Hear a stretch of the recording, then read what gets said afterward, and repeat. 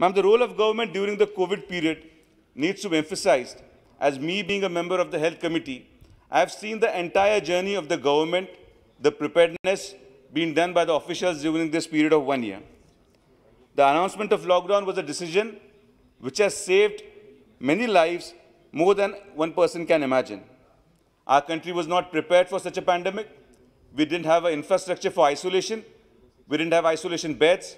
We didn't have lab setups to make diagnosis of COVID-19.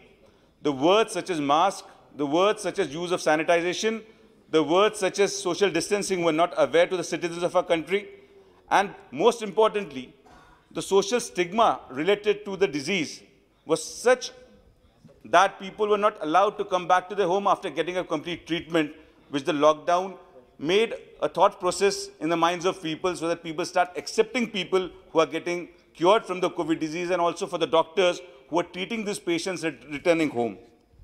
I come from Maharashtra, and I would like to mention special mention from my friends from the opposition who are blaming the role of central government in handling the situation. We can't deny the amount of funds used by the government of Maharashtra from NHM to pay the salaries of nursing staff and doctors during the initial phase of COVID-19. We can't deny the amount of ventilators being supplied by Honorable Prime Minister from PM Care funds, which were really helpful in tackling the first wave, where majority of the treatment was related to respiratory diseases, and because of that we could save many more lives. We could not deny the COVID fund which was given for the state government, which was used for recruitment of staff, PPE kits and others.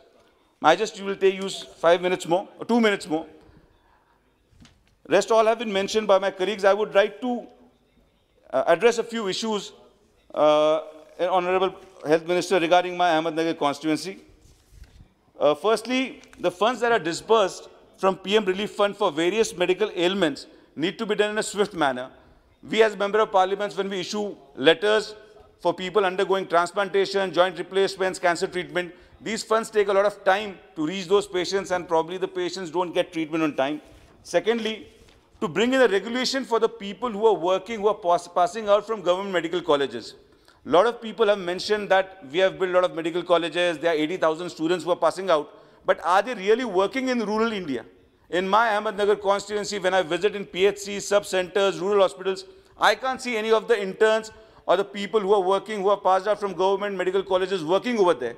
We have a regulation, but we don't have a software to keep a monitoring of these people. So I would request the Health Minister, if you could make a software, we could monitor these things, it will be more helpful.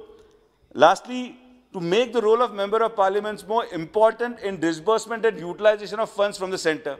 In this COVID, we could see, ma'am, the funds from NHM, the COVID fund released from the centre was disbursed and utilized without taking the Member of Parliament's suggestions into consideration. We being doctors, we being member of the Health Committee, were also not taking into consideration.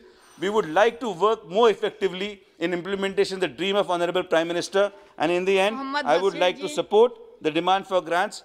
Thank you, ma'am. Thank you, madam, for giving me this opportunity. Madam, at the very outset, I